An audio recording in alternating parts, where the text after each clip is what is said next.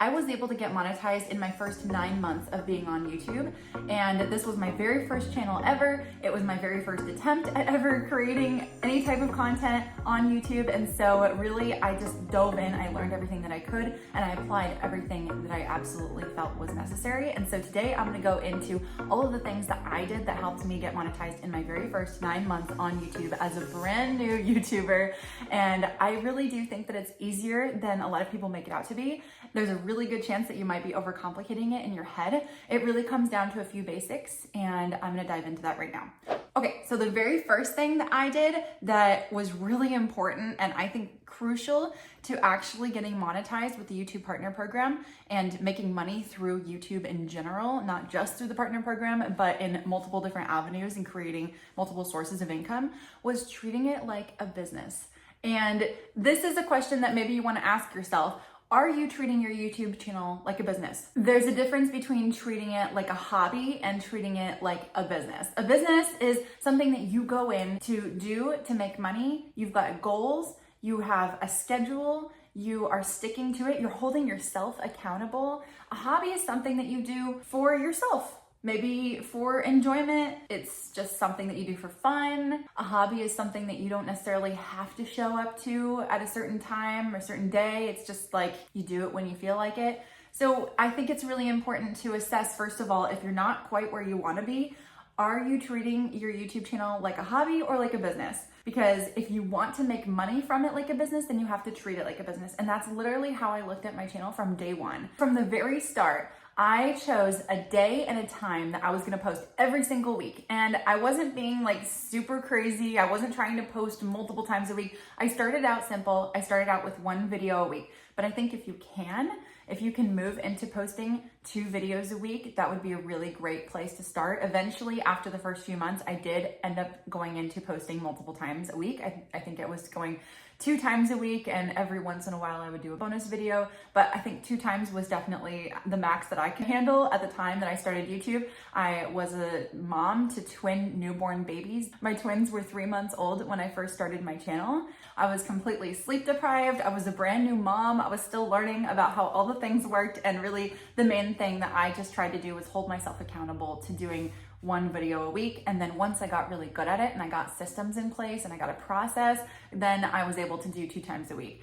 But really, I was only able to make videos when my babies were napping, and occasionally like doing late night editing while I was feeding each one of the babies, or it was like all over the place. So so here's just as a reminder, like you can do this even when you don't have a lot of time. And I've also been in the scenario where I've been working full time while also continuing to build my channel. And I know that in that scenario, it's also really hard to be consistent, but it's really about being committed to, like I said before, treating it like a business. If you want to actually end up profiting from it like it's a business, then you have to treat it as so from the start. Even when you've got 0 subscribers and you've got $0 coming in, you have to commit to yourself in the process of actually creating your channel and creating whatever vision you have for yourself. So for me, that was really just editing and filming during nap time. And it's crucial to have that time where you say, okay, this is going to be my filming time. Maybe you pick 1 day a week. Maybe you pick one specific time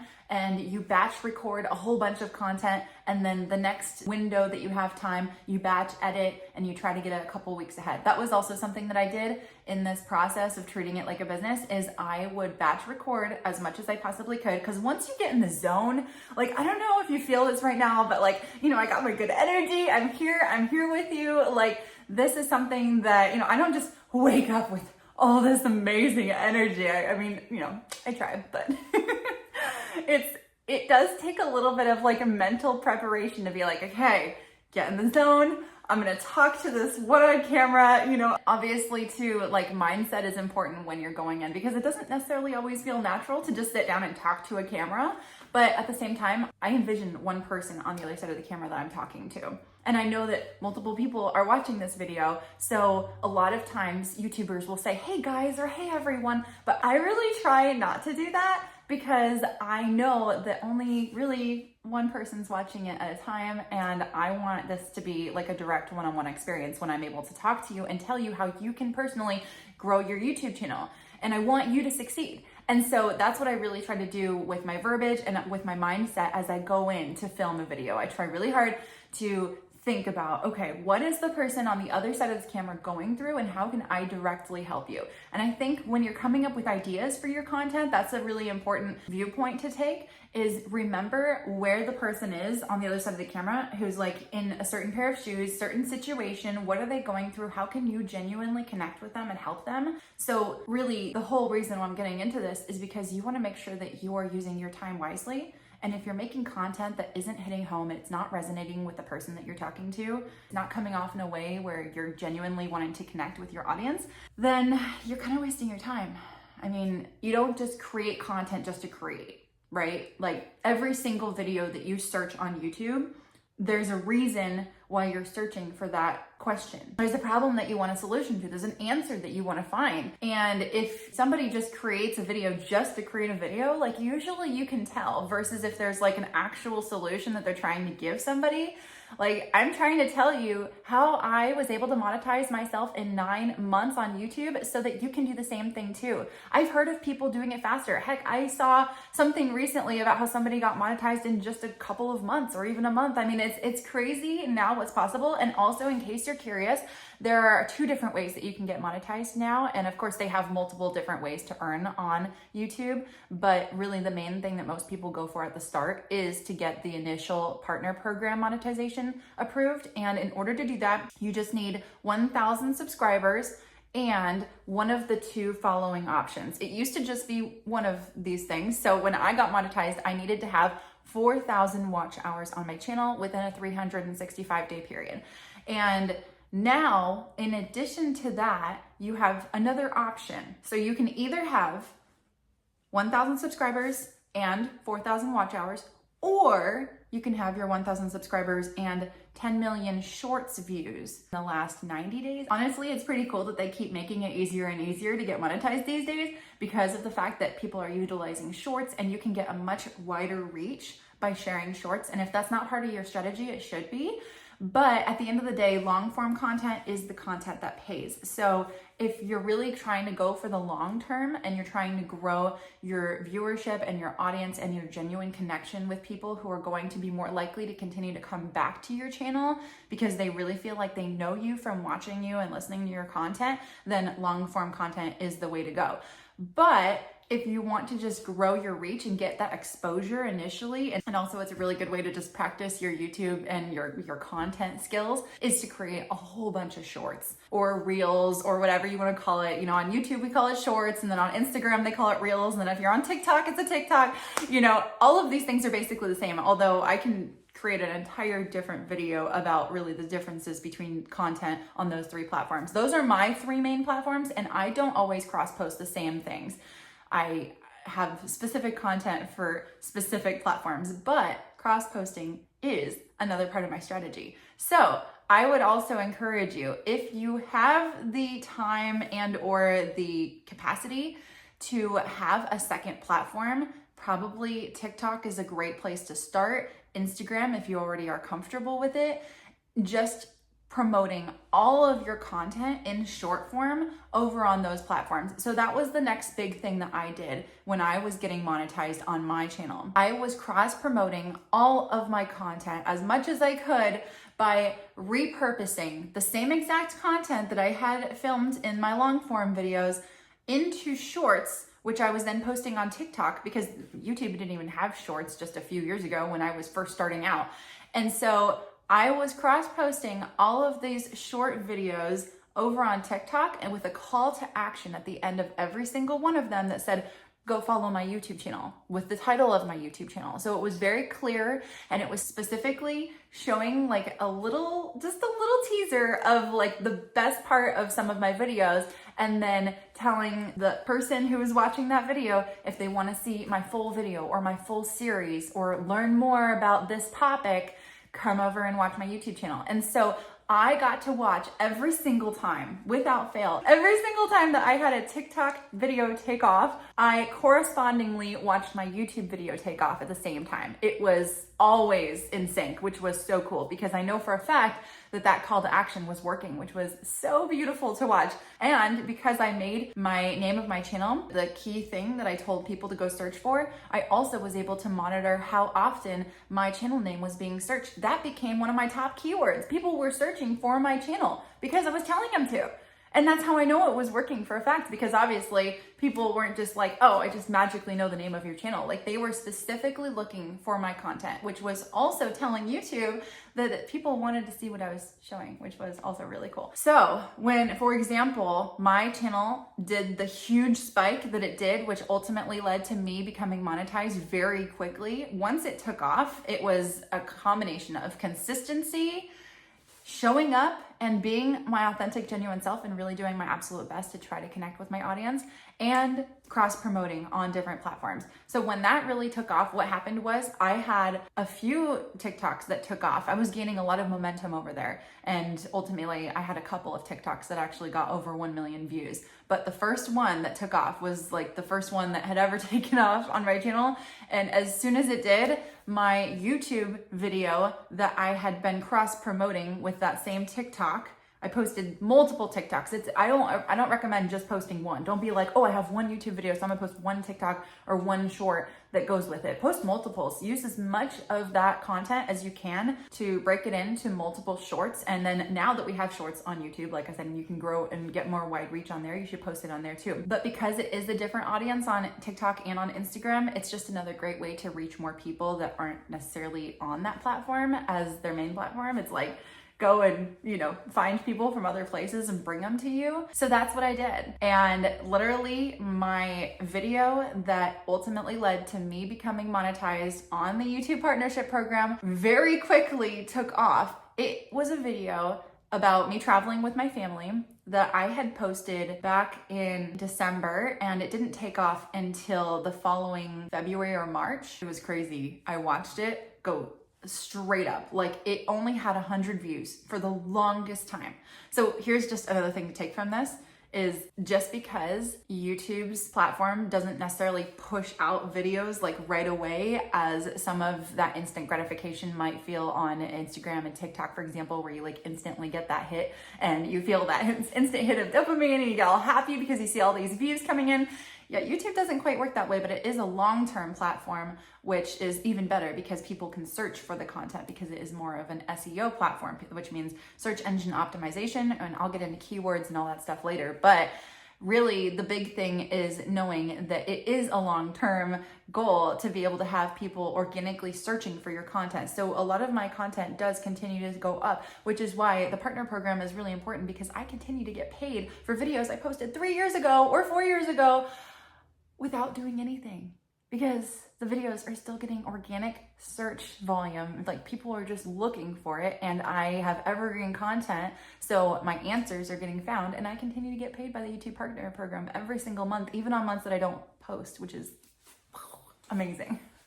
Crazy hair. So that video overnight literally started getting thousands of views. It went, in about 1 week, it went from 100 views to 100,000 views. And that was like unheard of for my tiny channel, because I was also almost at 1,000 subscribers. It was like right around that mark. But I mean, my subscribers did the same thing. It went straight up. And like, I'll show you some of the screenshots and some of my analytics behind the scenes from this, but it was so cool to literally, like I said, to just watch this teeny tiny little channel, and then all of a sudden it blew up, and then it blew up again, and I got multiple times where it continued to do that. And I think if you can ride on the wave, continue posting. Don't stop posting when something is doing well. Continue to share more content over on all of the different platforms to continue to drive more people to you, because YouTube will see that people are liking your content, and it will continue to expand the reach more and more and more until more people say yes.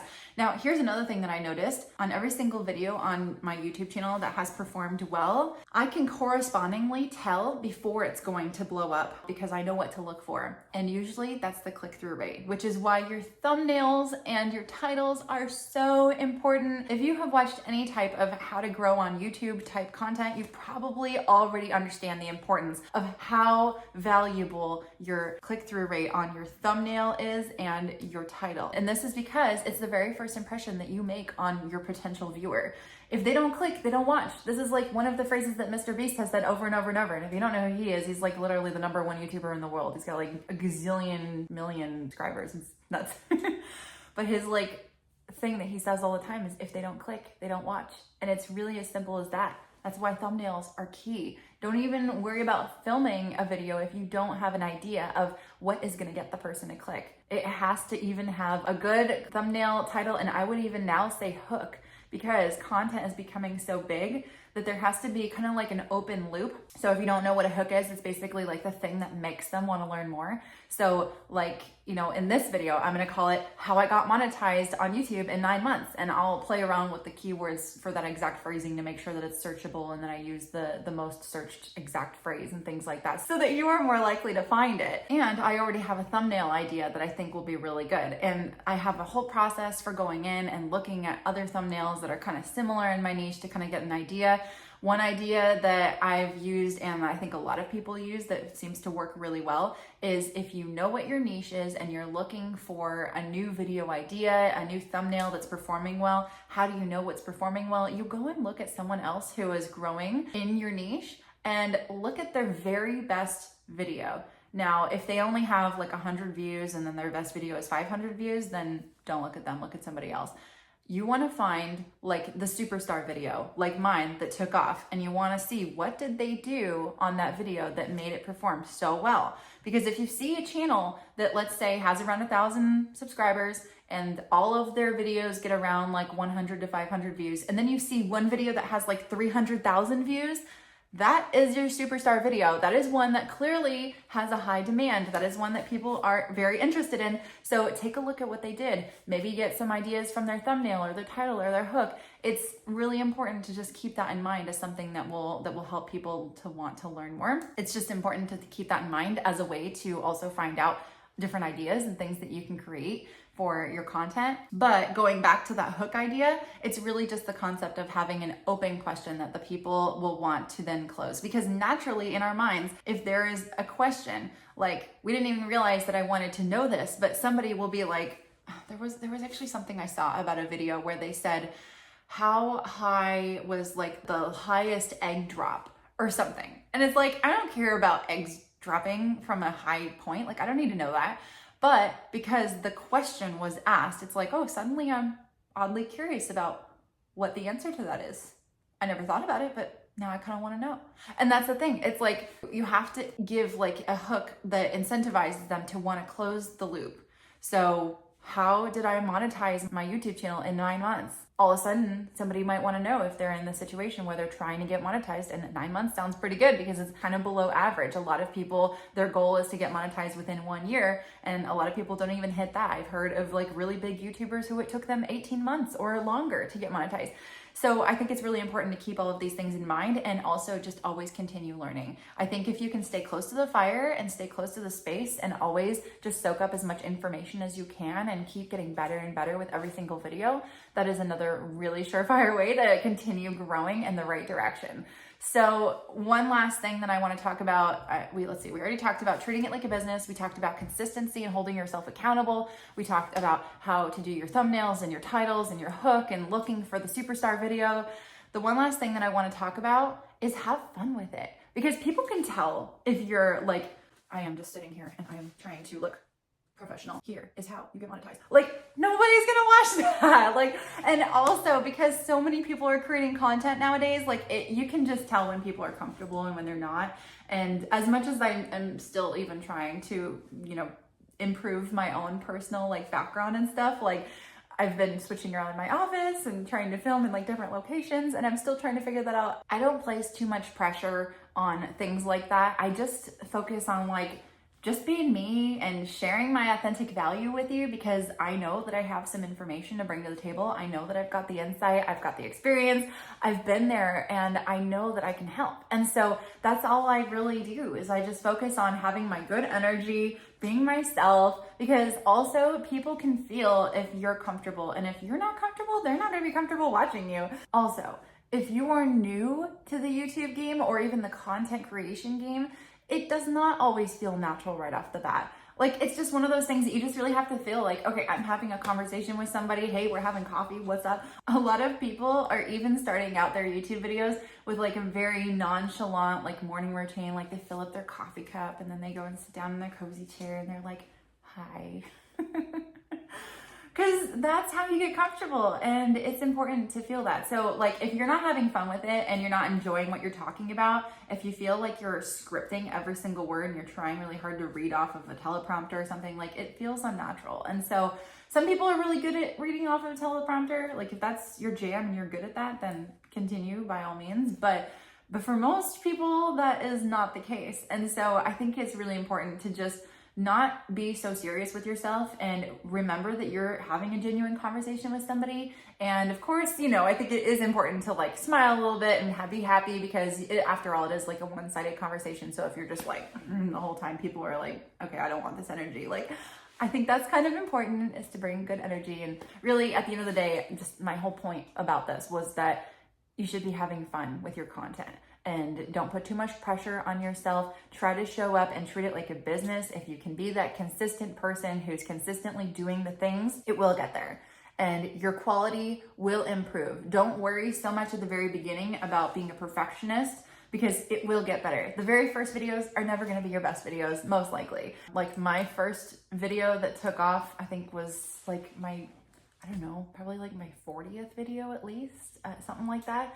And this is another thing that actually helped me take off, is not only was I super consistent, like once to twice a week, but I did something called Vlogmas, which is in the vlog hemisphere of those of us who also like to film some of like the day in the life stuff, or in my case, travel vlogs and tips on how to travel and things like that. So I was sharing a lot of that content every single day of the month for the month of December because of Vlogmas. And I know some people do Vlogtober and like all of these other fun things, but I think Vlogmas is the most common one, just because of the fact that like people search a million things during Christmas. So it's a little bit easier to blow up, because so many people are like looking for plans and ideas and decorations and food and like all of these different things. And of course, people are budgeting for their presents and they're looking for travel tips because they're traveling, and they're already trying to plan their workout routine for the new year. And I really honestly, like, the holidays are a great time to blow up. That's, like I said, that's when my video actually got posted that I ended up taking off with. And I think that's just another thing to try if you have the ability. In fact, the month of December that I did that first Vlogmas, I wasn't even in the country. I was traveling to Germany visiting family that entire month, and I was not hardly filming at all. I did all of it during the months leading up. In fact, I started prepping for Vlogmas in September. I started filming and editing and uploading like way in advance, just because I knew I wanted to do it, and I committed to it. I committed myself to doing it because I was new and I was like gonna go all in. I had decided that this was gonna be my thing. And so as somebody who's treating it like a business, that's how I held myself accountable. I batch recorded, I batch edited, I uploaded. And in general, I do think that also this is a really good rule of thumb to do if you can. Get a couple weeks ahead in your content, so you're not like pressured, like, oh, I'm supposed to post this Friday and it's already Wednesday and I have nothing. Like, don't do that to yourself. And also, if you miss a week, it's not the end of the world. But I mean, like I said, if you want to treat it like a business, then you should show up for yourself. That's pretty important. Otherwise, you're not going to get the results that you want if you don't show up the way that you think that you should be showing up for a business, right? But at the end of the day, you know, if you can be comfortable with it, be kind to yourself, and try to get a little bit ahead when you have the chance. Like I said, once you get in the zone, keep going. Film a whole bunch of stuff, do a whole bunch of editing, get it all up there. Start out with quantity and the quality will come. It starts out with quantity and then it becomes about quality. And if you can do both in the beginning, and like I said, just keep improving with every single video, that's a really great way to start. Like I said, I could go on and on and on. I think there's so many important things that go into this, but these are really the basics. It's about treating it like a business, showing up for yourself, being consistent and committed, having fun, becoming comfortable with your plan, and always keep learning and going. I believe in you. You should believe in you. Remind yourself that every day. Remind yourself why you want to grow this channel and what your world of opportunity it's going to open for you, because it really has. Doing YouTube has changed my life. Like, I still get monthly payments for things that I did years ago. And then on top of that, the more content that I share now, I am growing it even more. And additionally, I have products now that I'm selling. And so, you know, it all pairs together. It has turned into an entire business for me. And it's all because I treated it like a business in the beginning. It's exciting, it really is.